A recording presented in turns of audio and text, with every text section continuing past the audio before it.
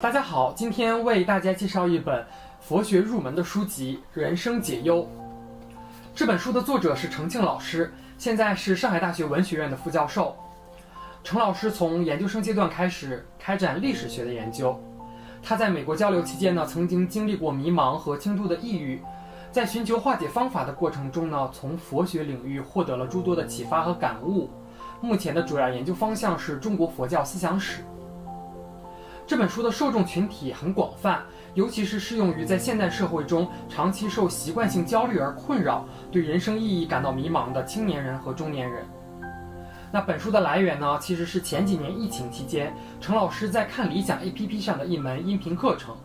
后经整理编写，于去年正式出版。本书的内容从佛陀的故事切入，后分为观自我、观众生、观生死等章节。本书对《金刚经》《心经》等佛教经典的部分内容进行了讲解。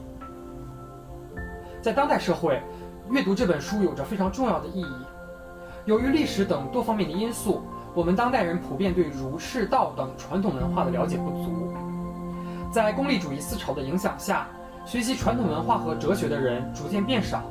即使学习，很多人也主要是以丰富见识、增长知识为目的，很难实现文化的内化和吸收。另一方面呢，现代社会节奏很快，生活空心化凸显，工作和家庭的忙碌几乎占据了人们80%以上的清醒时间，其余的碎片化时间也多被短视频所占据着。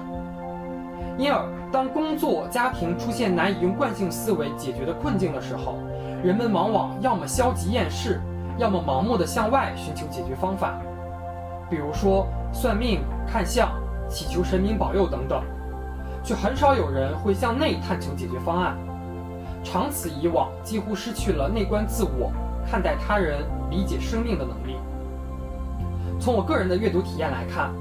我从小接触佛学，对书中的诸多理论是很熟悉的，但《人生解忧》这本书仍然给我带来了很大的收获。这本书最大的亮点是将理论和实践高度融合，在保证理论扎实的同时，高度重视理论的实际应用。在理论层面，观自我章节重点讲解了无常、苦、无我的意涵与理解方法。观众生章节则介绍了缘起性空以及菩萨道的6度等内容。戒定慧3学、信愿行3资粮等内容贯穿本书，对大乘佛教的基本概念有着或深或浅的讲解。在理论与现实的联系方面，书中有着很多值得反复思考的内容，比如81页对消费主义和物质主义的探讨。在今天的社会里，消费主义与物质主义对我们的观念的主宰到了何等严重的程度？因为价值观的高度单一化，似乎人生的目标只有更高的收入与更高的消费。一旦我们对此有所质疑，便会招来反驳：不赚钱怎么活？怎么养家？怎么拥有幸福的生活？可我们忘记了，这个前提并非不言自明的。正因为我们无法洞察消费社会和物质主义的根源，反抗注定是个人化与消极的。更矛盾的是，这种消极式的反抗与自我疗愈又重新被消费主义吸纳到市场逻辑中。比如，为了缓解都市生活的压力，我们想要回到自然，过上朴素的生活，而这种需求又被包装为一种商品后打包销售。要么需要付出高价才能享受这种所谓小森林式的生活，要么则是在短视频里看着李子柒们表演着我们想象中的人生，平衡着我们在红尘中的疲惫。那再比如说第394页的内容，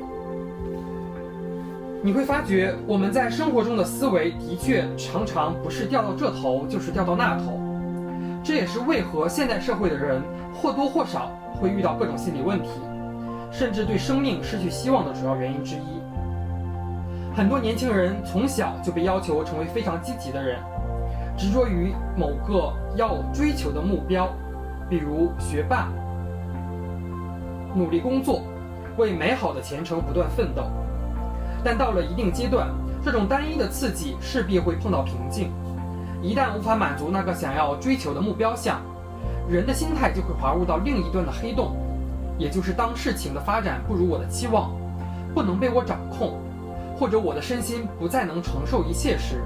就会觉得虚无、断灭，没有意义，将自己的状态甚至人生全盘否定。因此，二元论的思想本质是一种现代性的精神牢笼，人们在其中拼命冲向一边，碰壁后又发疯似的冲撞到另一边。类似将理论与现实紧密结合的内容在书中还有很多。那相较于其他的从国外翻译而来的佛学书籍，人生解忧内容涵盖广泛，深浅适中，朴实易读。这一方面是得益于本书是从音频课程转化而来，另一方面呢，也是与程庆老师的讲解风格密不可分。那最后呢，希望大家都能有机会与本书的内容结缘，或是音频课程，或是书籍文字，大家可以根据自己的喜好进行选择。同时也欢迎大家关注程庆老师在看理想 APP 上的最新的关于《金刚经》的音频课程。谢谢大家，本期的视频就到这里，